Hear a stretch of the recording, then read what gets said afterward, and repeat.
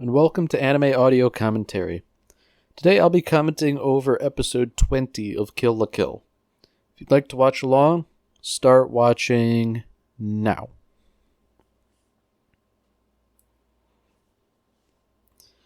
So to recap, Ryuko has really just laid into Senketsu about how she's a monster, thus the same as him, so she's never going to wear him again. And, that seems kind of silly. It's a rather illogical outburst. Well, of course, Mako does her usual thing, interjecting and saying, Ryuko, you're being kind of silly. And while she's normally comic relief, I think she's meant to be correct here.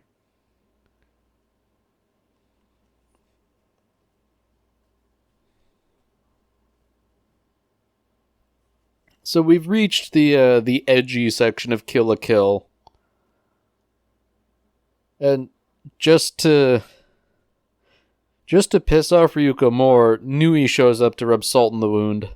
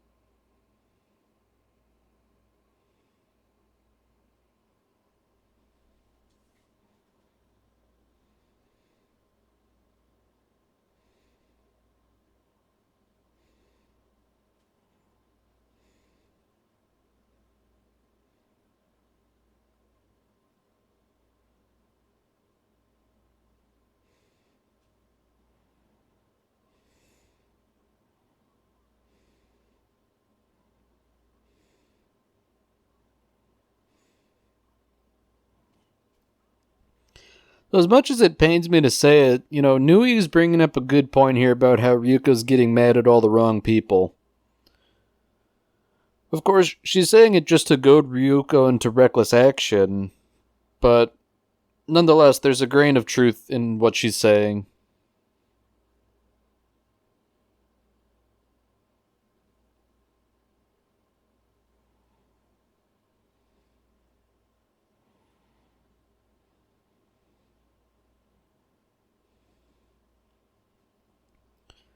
So Ragyo's also showed up, and she's sort of playing that whole, I'm being understanding, so side with me. Your father didn't tell you anything, so he's the bad guy.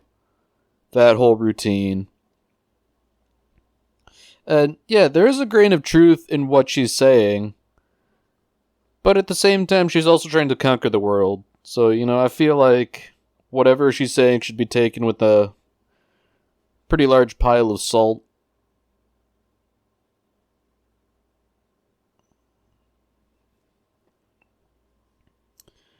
I guess, fortunately, Ryuko is too angry to be swayed by anything they're saying.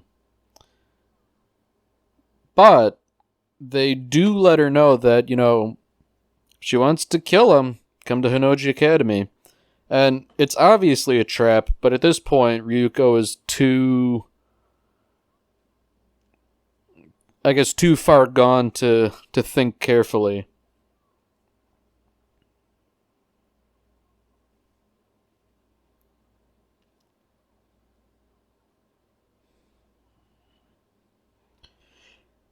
In fact, she's so angry that she's just lashing out at anyone and everyone, friend or foe.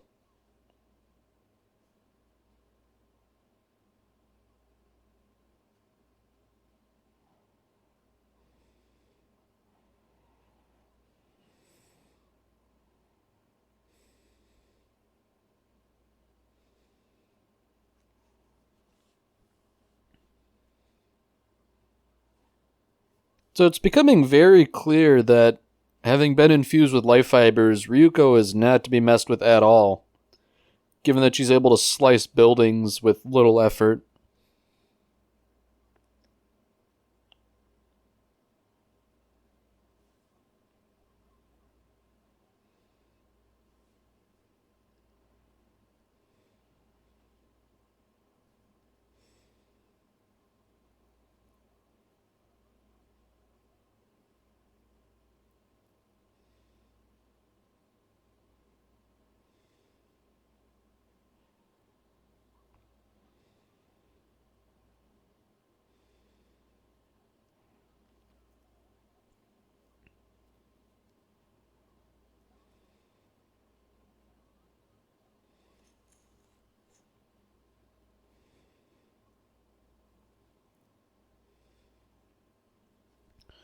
So despite the best attempts by Mako at getting her to reconsider, Ryuko's heading out without Senketsu.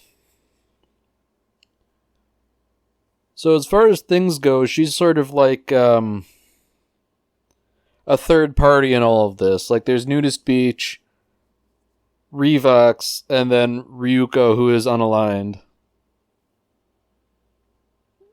Or at least unaligned nominally. Obviously, she's against Revox and all that, but at this point, she doesn't seem like she's going to be doing Nudist Beach any favors anytime soon.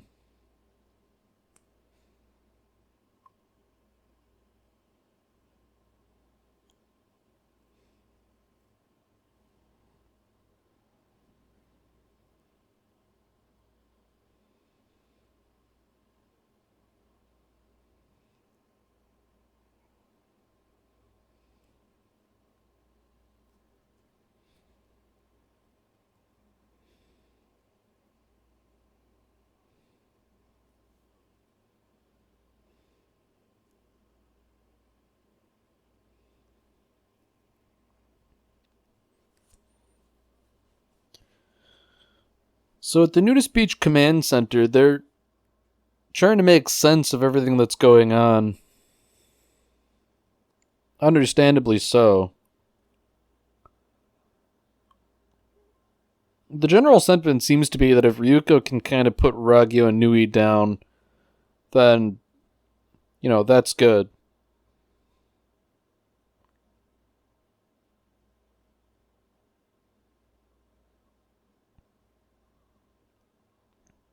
Senketsu is in a tricky spot trying to contend with the fact that nobody can understand him and he can't communicate with anyone. But Mako seems to be intuitively able to, I guess, intuit what he's thinking.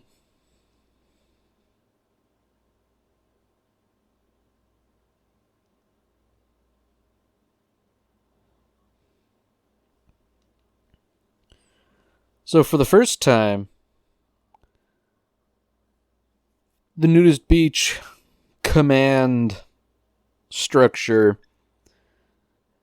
is learning that Satsuki is still alive for the first time.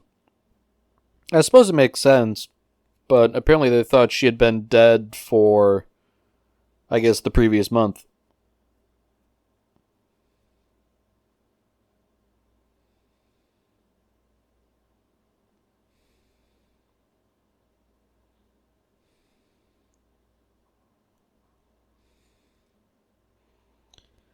Additionally, Satsuki also appears to be planning something.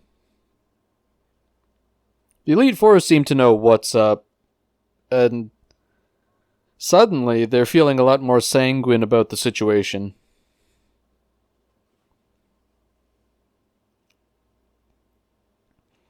So it appears that, as some sort of contingency plan, Satsuki has I guess, false toenails, which she has been sharpening. Supposedly they'll be able to cut through life fibers, but that's just speculation at this point.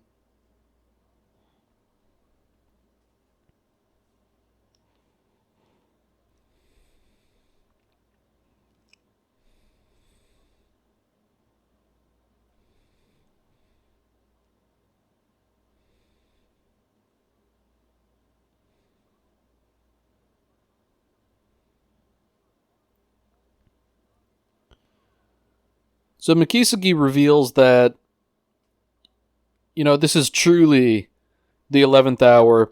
They need to use their ultimate weapon, the Naked Soul, which is apparently some sort of airship.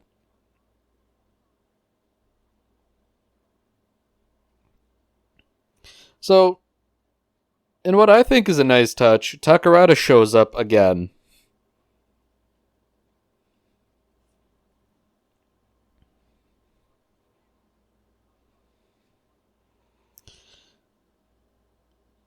And beyond that, not only is Takarada involved, but he spent his entire fortune to have the Naked Soul, this giant ship, built.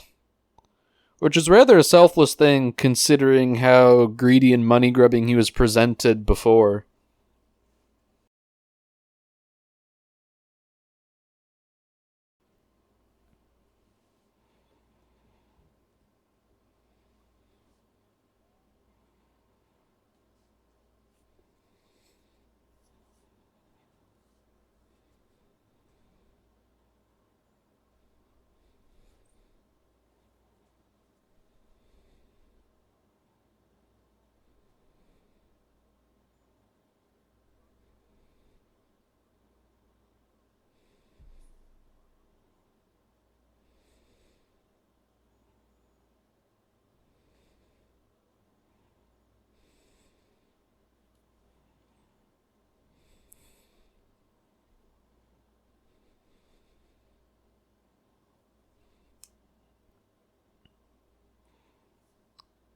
Yeah, that's one of my favorite scenes.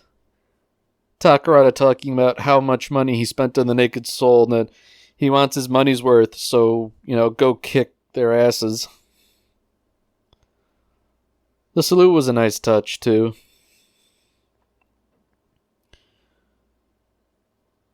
Now, back at Honnouji Academy, Ryuko has arrived and she is not taking any prisoners.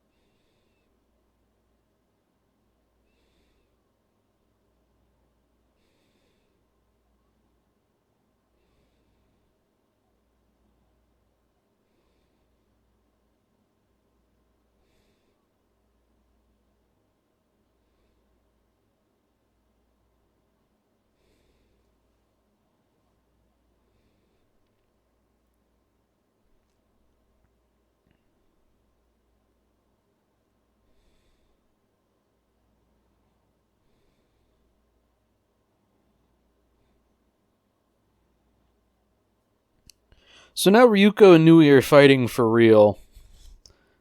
And for the time being, Nui seems to be keeping up pretty well. I would wager that this is more a function of Ryuko being too angry to really think clearly than it is she's not strong enough to dominate Nui. Well, that's going on. Nudist Beach has also showed up, and they've begun their assault on the installation at Honnouji Academy.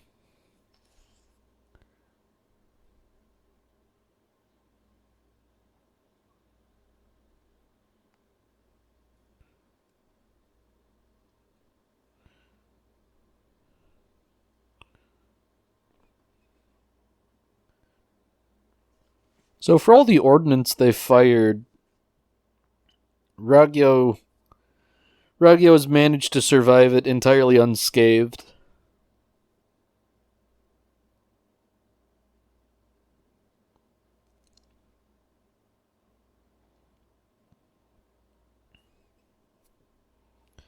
So Satsuki, knowing that this is likely Nudist Beach here to bail her out, she's taking the initiative to give him a helping hand. And she also reveals, interestingly enough, that the false toenails are made of the same metal as her sword, which was able to cut through life fibers.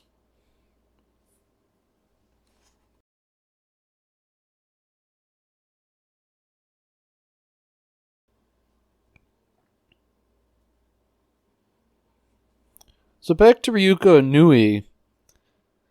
As they continue fighting, Nui's trying to sort of, I guess, talk her into joining forces. She's giving that whole talk about, like, you just want somebody who understands you, and, that's me. Ryuko's not buying it.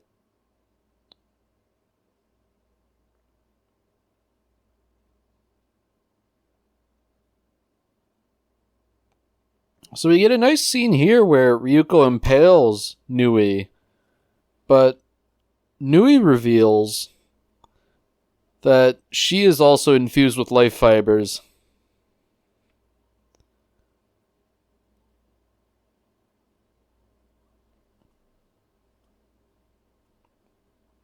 So Nui just really seems intent on rubbing it in by saying, you and I are the same.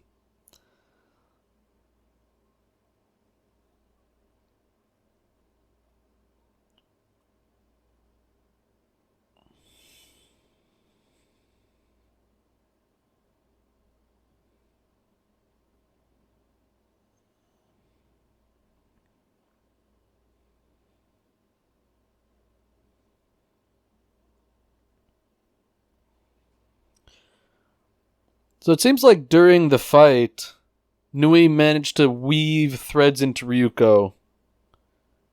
So she was able to sort of paralyze and subdue her.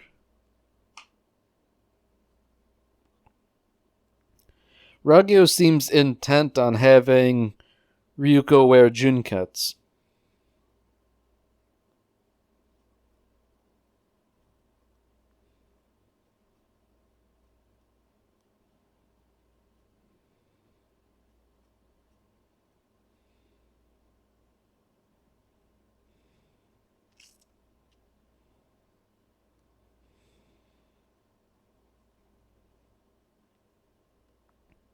Satsuki, interestingly enough, I think for the first time, sort of recognizes the hopelessness of the situation by acknowledging that, like this, she can't really do anything to help Ryuko. That's not to say she's giving up, but acknowledging it in and of itself is maybe out of character isn't the right word, but it's definitely surprising.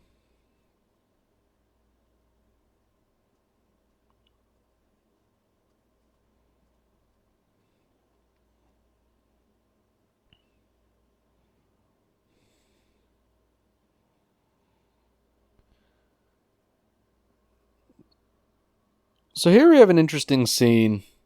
So unlike wearing senkets before, it looks like junkets is being woven into Ryuko far more parasitically than normal. And we're also treated to what I assume is a sort of brainwashing sequence. It's sort of showing the life that Ryuko could have had as Ragyo's daughter.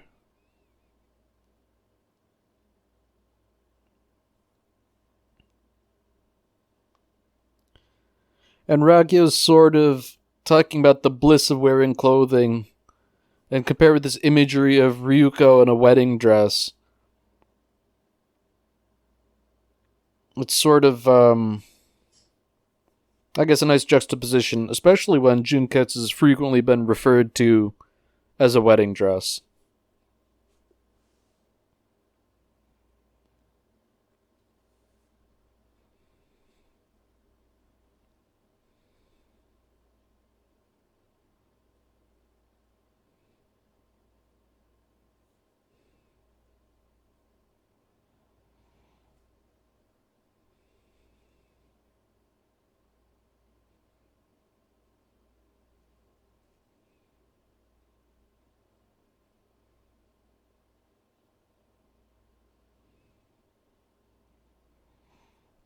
So before the nudist beach forces can retreat, they are joined by a representative of Ragyo's forces. In this case, it's Ryuko, wearing Junketsu.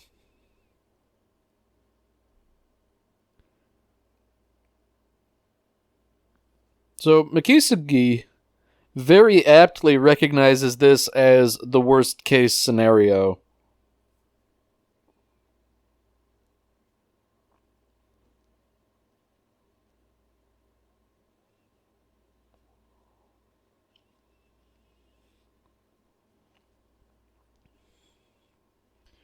So the situation is grim enough that Tsumugu is using his experimental DTR to try and combat Ryuko. Personally, I think that's rather futile.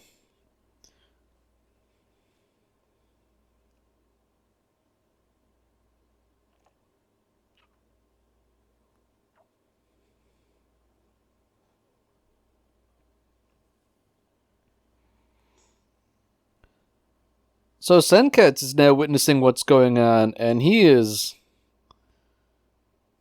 obviously not happy about what's going on, but he's not super upset either. I guess he's keeping a level head about it.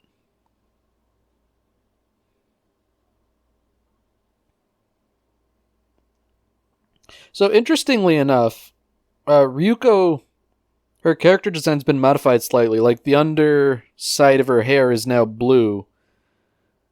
Kind of reminiscent in the way that Ragyo has that that rainbow coloration under her hair. And so now we have an inversion of previous encounters. Satsuki has showed up wearing Senketsu to combat Ryuko.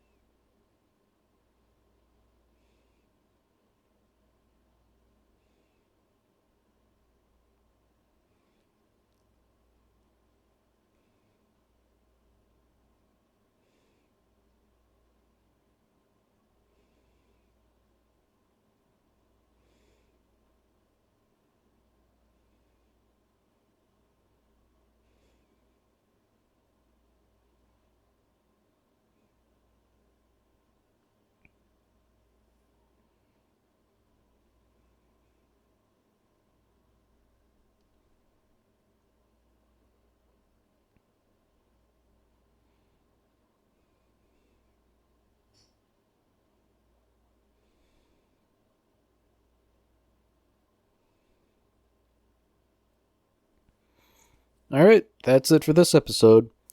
If you've enjoyed it, then by all means tune in for the next one.